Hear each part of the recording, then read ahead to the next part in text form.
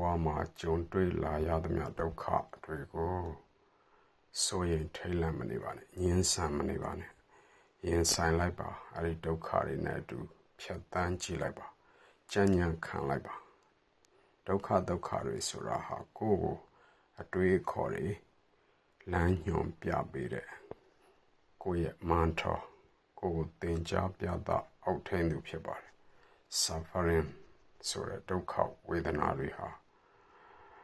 တကယ်တော့ကျွန်တော်တို့ကိုခွန်အားပေးတဲ့အရာဖြစ်ပါတယ်အဲ့ဒီဒုက္ခဝေဒနာတွေဟာကျွန်တော်တို့ရဲ့ခန္ဓာရည်ကို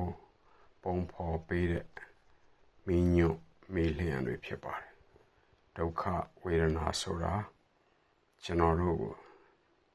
လမ်းမှန်ကမ်းမှန်ဟာဘယ်ဟာလဲ